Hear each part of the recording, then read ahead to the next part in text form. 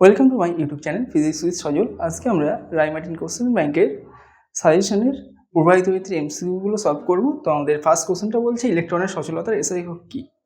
তো ইলেকট্রনের সচলতা মিউ এটা ইকুয়ালটা আমরা এইভাবে লিখতে পারি VD/E। এখন ভিডি হলো আমাদের ট্রিপ ভেলোসিটি অর্থাৎ বিচলন বেগ, আর ক্যাপিটাল ইটা হলো তড়িৎ ক্ষেত্র। তো বিচলন বেগের একক হয় আমাদের মিটার পার সেকেন্ড, আর তড়িৎ ক্ষেত্রের একক হয় ভোল্ট পার মিটার, কারণ আমরা জানি E = -dV/dx হয়। তো এইটার একক ডিভি এর একক হয়ে যাবে ভোল্ট, আর নিচে dx এর একক হবে আমাদের মিটার। তাহলে এটা ভোল্ট পার মিটার হলো। এইবার এইটাকে আমরা এইভাবে লিখতে পারি, এই উপরেরটাকে metre into second to the power -1, আর নিচের এইটাকে আমরা এইভাবে লিখতে পারি। তাহলে এই মিটার গুণ হয়ে মিটার স্কোয়ার হয়ে গেল, ইন্টু এই ভোল্টটাকে যদি আমরা উপরে নিয়ে যাই তাহলে ভোল্ট টু দি পাওয়ার -1 আর সেকেন্ড টু দি পাওয়ার -1। তো এটাই হলো আমাদের সচলতার এসআই একক। তো এটা আমাদের কোশ্চেনের অপশন বি এর সাথে মিলে যাচ্ছে। নেক্সট কোশ্চেনটা বলছে সুষম প্রস্থচ্ছেদ বিশিষ্ট একটি পরিবাহী তারের মধ্যে দিয়ে 1 অ্যাম্পিয়ার প্রবাহমাত্রা প্রবাহিত হয়।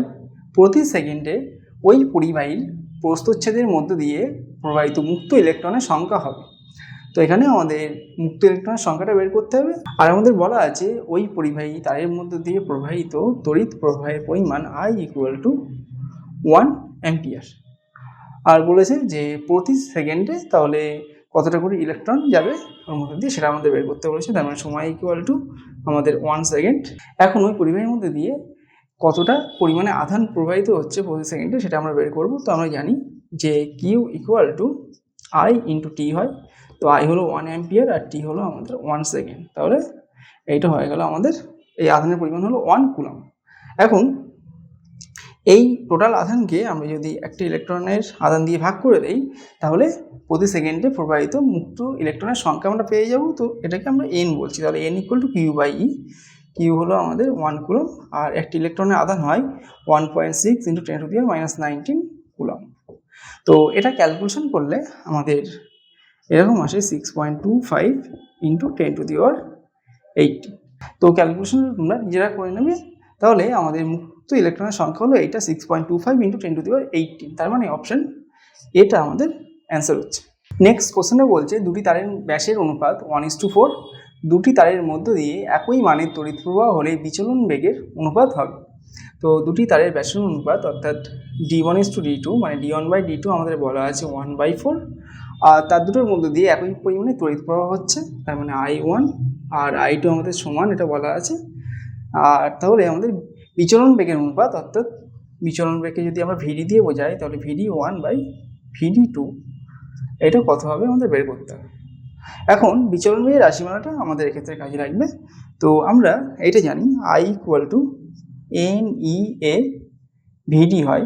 তো এখান থেকে VD = আমরা কী পাচ্ছি, VD পাচ্ছি I/NEA। এখন আমাদের দুটো তারের মধ্যে দিয়ে যে পরিমাণ তড়িৎ প্রবাহ হচ্ছে সেটা সমান বলা আছে।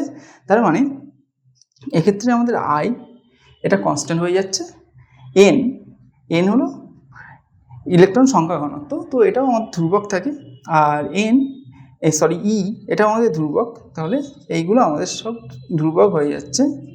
এইগুলো সব ধ্রুবক হলে আমাদের এখান থেকে বলতে পারি VD inversely proportional to A, অর্থাৎ তারের প্রস্থচ্ছেদের ক্ষেত্রফলের সাথে এটা ইনভার্সলি প্রপোর্শনাল।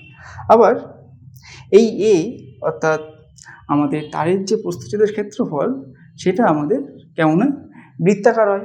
তো একটা বৃত্তের ক্ষেত্রফল আমরা কত হয় জানি, π×r²। আবার r = আমাদের ব্যাসের অর্ধেক হয়। তো এখানে আমরা ব্যাসকে d দিয়ে ডিনোট করছি, তাহলে এখানে r এর জায়গায় কি হয়ে যাবে d/2 তার হোল স্কয়ার। তাহলে এখান থেকেও আমরা বলতে পারি যে a = d², কারণ পাই আর নিচে 2² আছে, এগুলো সব ধ্রুবক হয়ে যাচ্ছে। তাহলে এই যে রিলেশনটা পেলাম আর এই যে রিলেশনটা দুটো একসাথে আমরা কি বলতে পারি যে VD inversely proportional to d²। তাহলে আমাদের আসছে finally VD inversely proportional to d²। তো এখন এই রিলেশনটা ইউজ করে আমরা আমাদের বিচলন বেগের অনুপাতটা বের করব। তাহলে VD1/VD2 এটা ইকুয়ালটা আমাদের আসছে প্রথম তারের ব্যাসার্ধ, ব্যাস আমরা ধরে নিচ্ছি D1, তাহলে 1/D1² / 1/D2 d2 স্কোয়ার, এটা ইকুয়াল টু আমরা ক্যালকুলেশন করে লিখতে পারি d2 square by d1 square, মানে d2 বাই d1 তার হোল স্কোয়ার। তো এখন আমাদের কোশ্চেনে বলে দেওয়া আছে d1 by d2 equal to 1/4, তাহলে d2 বাই d1 আমাদের কী হয়ে যাবে, 4 হয়ে যাবে। তো এটা এখানে বসিয়ে দিই, তাহলে এটা 4 স্কোয়ার হয়ে গেল, তার মানে 16 হলো। তাহলে এই যে অনুপাতটা VD1:VD2, এই অনুপাতটা আমাদের কত হয়ে যাচ্ছে, 16। আর এই 16টাকে আমরা এইভাবে লিখতে পারি 16/1, তার মানে এই অনুপাতটা হয়ে যাচ্ছে 16:1। তাহলে আমাদের অপশান এটা অ্যান্সার হচ্ছে। নেক্সট কোশ্চেনটা বলছে কোনো একটি তড়িৎ প্রবাহ বহনকারী পরিবাহীর তড়িৎ প্রবাহ ঘনত্ব ও তড়িৎ ক্ষেত্রের অনুপাতকে বলা হয় রোধাঙ্ক, পরিবাহিতাঙ্ক, রোধ, গতিশীলতা। তখন এই তড়িৎ প্রবাহ ঘনত্ব অর্থাৎ জে আর তড়িৎ ক্ষেত্র ই এর মধ্যে সম্পর্কটা আমাদের এরকম হয়, J equal to sigma into E. তো আমাদের তড়িৎ প্রবাহ ঘনত্ব আর তড়িৎ ক্ষেত্রের অনুপাতটা বের করতে বলেছে, তার মানে J by E equal to আমরা এখান থেকে কত পাচ্ছি, সিগমা পাচ্ছি। তো এই সিগমাটাকে আমরা বলে থাকি পরিবাহিতাঙ্ক। তাহলে আমাদের এক্ষেত্রে এই অনুপাতটা হয়ে যাবে পরিবাহিতাঙ্কের সাথে সমান, অর্থাৎ অপশান বিটা আমাদের অ্যান্সার হবে। নেক্সট কোশ্চেনে বলছে অসম প্রস্থচ্ছেদ বিশিষ্ট একটি তারের মধ্যে দিয়ে স্থির মানের তড়িৎ আই প্রবাহিত হচ্ছে, তাহলে ইলেকট্রনের বিচরণ বেগ, এই চারটে অপশনের মধ্যে কোনটা সঠিক হবে আমাদের বের করতে হবে। তো আমাদের এইরকম একটা তার আছে, সেই তারের একটা সাইডকে বলা হচ্ছে এ আর একটা সাইডকে বলা হচ্ছে বি, এর মধ্যে দিয়ে আই পরিমাণ স্থির মানে তড়িৎ প্রবাহ হচ্ছে। তাহলে বিচরণ বেগটা আমাদের এই এ প্রস্থচ্ছেদ আর বি প্রস্থচ্ছেদে কেমন হবে, মানে এদের মধ্যে সম্পর্কটা কেমন হবে সেটা জানতে চেয়েছি। তো আমরা বিচলন বেগ আর তড়িৎ প্রবাহের মধ্যে সম্পর্ক এটা জানি, I equal to N E A V D, এটা আমাদের জানা আছে। তাহলে এখান থেকে আমরা ভিডি ইকুয়াল টু লিখতে পারি আই বাই এন ই এ। এখন আইটা আমাদের ধ্রুবক, এনটাও ধ্রুবক, ইটাও ধ্রুবক হচ্ছে, তাহলে আই এন আর ই আমাদের কনস্ট্যান্ট হচ্ছে। তাহলে এখান থেকে আমরা এটা বলতে পারি ভিডি ইনভার্সলি প্রপোর্শনাল টু এ, অর্থাৎ প্রস্থচ্ছেদের ক্ষেত্রফলের সাথে ভিডিটা ব্যস্তানুপাতে পরিবর্তিত হচ্ছে আমাদের। এখন এই যে এ প্রান্তের যে প্রস্থচ্ছেদ সেটা আমাদের কি হচ্ছে, সেটাকে আমরা যদি এ এ বলি, সেটা আমাদের লেস দ্যান এ বি, অর্থাৎ দুই প্রান্তের প্রস্থচ্ছেদের থেকে কম হচ্ছে। এখন আমাদের এই বিচলন বেগের অনুপাতটা আমরা বের করব, তাহলে ভিডি এ বাই ভিডি বি এটা ইকুয়াল টু, তাহলে আমরা লিখতে পারি এরকম 1/a বাই 1/ab। তাহলে এখান থেকে আমাদের আসছে ab বাই a। তো যেহেতু a আমাদের ab এর থেকে ছোট হচ্ছে, তাহলে এখান থেকে আমরা কি পাচ্ছি, ab বাই a, এটা আমাদের গ্রেটার দ্যান 1 হচ্ছে। তাহলে আমাদের এ প্রান্তের যে বিচরণ বেগ হবে আর বি প্রান্তের যে বিচরণ বেগ হবে, তার মধ্যে এ প্রান্তের বিচরণ বেগটা আমাদের বেশি হবে বি প্রান্তের থেকে। তাহলে আমরা এটাকে এইভাবে বলতে পারি যে এ এর থেকে বি এর দিকে আমাদের বিচরণ বেগটা কী হয়, হ্রাস পায়। তার মানে অপশান সিটা আমাদের অ্যান্সার হবে। নেক্সট কোশ্চেনটা বলছে ডি ব্যাস এবং এল দৈর্ঘ্যের একটি তামার তারের দুই প্রান্তের সঙ্গে ই তড়িৎচালক বল বিশিষ্ট একটি তড়িৎ কোষ যুক্ত করা হলো। তারটিতে ইলেকট্রনের বিচরণ বেগ ভিডি। এখন তারটির দৈর্ঘ্য পরিবর্তিত হয়ে 12 হলে নতুন বিচরণ বেগ হয়। তো তারের বিচরণ বেগ আমাদের তার রাশিমালা এরকম হয়, আমরা এটা জানি I equal to N E A V D. তো এখান থেকে বিচরণ বেগের রাশিমালা আমরা পাই I by N E A. তো তাহলে এখান থেকে আমরা দেখতে পাচ্ছি যে তারটার যে বিচলন বেগ সেটা কখনোই তারের দৈর্ঘ্যের উপর নির্ভর করছে না। তাহলে আমাদের কি হবে, আগে যখন এল দৈর্ঘ্য ছিল তখন যে বিচলন বেগ ছিল, অর্থাৎ এল দৈর্ঘ্যের ক্ষেত্রে বিচলন বেগ ছিল ভিডি, এখন দৈর্ঘ্য আমাদের 12 হয়ে যাচ্ছে, তখন বিচলন বেগ আমাদের সেম থাকবে, যেহেতু এটা দৈর্ঘ্যের উপর নির্ভর করছে না সরাসরি, সেই কারণে। তাহলে 12 দৈর্ঘ্য হলে বিচলন বেগও আমাদের ভিডি থাকবে, তার মানে অপশান এটা আমাদের অ্যান্সার হবে। নেক্সট কোশ্চেনটা বলছে একটি গৌণ কোষের সামর্থ্য 100 অ্যাম্পিয়ার আওয়ার, এর থেকে কী পরিমাণ তড়িৎ পাওয়া যাবে। তো গৌণ কোষের সামর্থ্য মধ্যে বলা আছে 100 অ্যাম্পিয়ার আওয়ার, তার মানে এই যে গৌণ কোষটা আছে আমাদের, সেটা 1 ঘন্টা ধরে 100 অ্যাম্পিয়ার স্থির মানে তড়িৎ প্রবাহ পাঠাতে পারে। তাহলে আমাদের এক্ষেত্রে আমরা আমাদের কিউটা বের করতে বলেছি, Q equal to I into T হয় আমরা জানি। তো এক্ষেত্রে এই কোর্সের ক্ষেত্রে আমাদের বলে দেওয়া আছে এর সামর্থ্য হলো 100 অ্যাম্পিয়ার আওয়ার। আবার এইটা মানে হয় তড়িৎ কোষটা 1 ঘন্টা ধরে 100 অ্যাম্পিয়ার স্থির মানে তড়িৎ প্রবাহ পাঠাতে পারে। তাহলে আয়ের মান আমাদের এক্ষেত্রে হয়ে যাবে 100 অ্যাম্পিয়ার, আর টি এর মান আমাদের হবে 1 আওয়ার। তো এই আওয়ার মানে 1 ঘন্টাটাকে আমরা সেকেন্ডে প্রকাশ করব। তো 1 ঘন্টা মানে আমাদের 3600 সেকেন্ড হয়।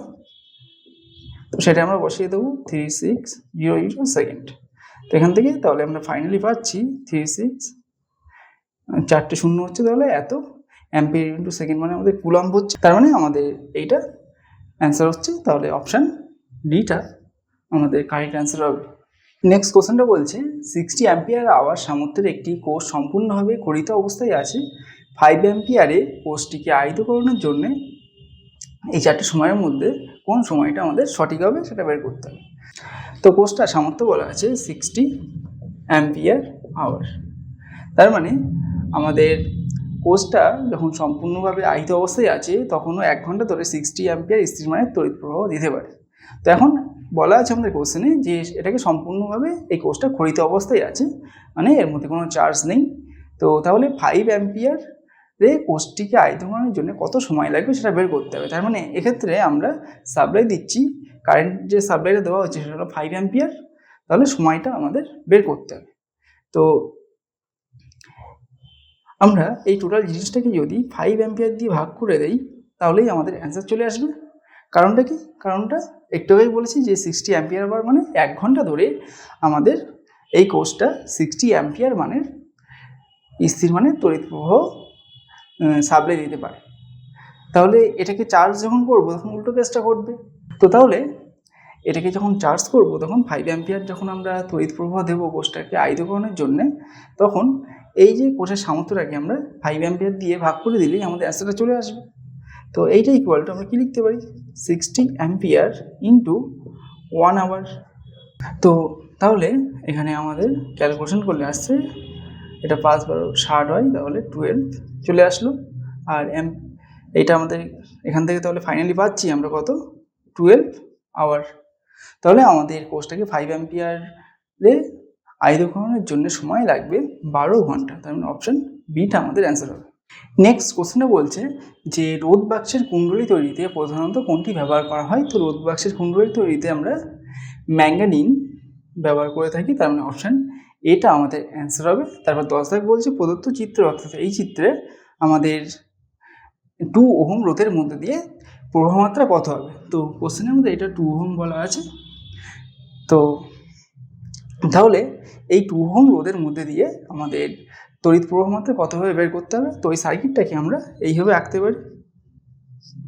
এইটা আমাদের 2 ওহম আছে, আর এখানে আমাদের একটা 5 ভোল্টের ব্যাটারি কানেক্ট করা আছে, আর এই দুটো পয়েন্ট আমাদের গ্রাউন্ড আছে। তাহলে এই দুটো পয়েন্ট আমাদের কমন, সেই কারণে আমরা এরকম সার্কিটটাকে এইভাবে আঁকতে পারি। দুটো কানেক্ট করে দিলাম একসাথে, এবার ধরলাম যে এই পয়েন্টটা আমাদের গ্রাউন্ড করে দেওয়া আছে, বা এটা না রাখলেও কিছু হয় না। যাই হোক, এটা আমাদের টোটাল সার্কিটটা হলো। এখন এর মধ্যে দিয়ে তড়িৎ প্রবাহ মাত্রা আমাদের আয়ের মানটা বের করতে হয়। তো ওহমের সূত্র ইউজ করবো আমরা। ওহমের সূত্র আই ইকুয়াল টু আমরা ভি বাই আর, এটা জানি ওহমের সূত্র থেকে লিখতে পারি। তো ভিটা কত, এখানে যে পরিমাণ বিভব ব্যাটারির যে তড়িৎচালক বল সেইটা, অর্থাৎ 5 ভোল্ট, তার মানে ভি হলো আমাদের 5, আর আর হলো এইটা 2 ওহম রোধ, তাহলে আর এর মান হলো 2। তো এটা ক্যালকুলেশন করলে আসছে আমাদের 2.5 অ্যাম্পিয়ার। তার মানে 2 ওহম রোধের মধ্যে দিয়ে আমাদের 2.5 অ্যাম্পিয়ার তড়িৎ প্রবাহ হবে। তার মানে অপশান বিটা আমাদের অ্যান্সার হচ্ছে।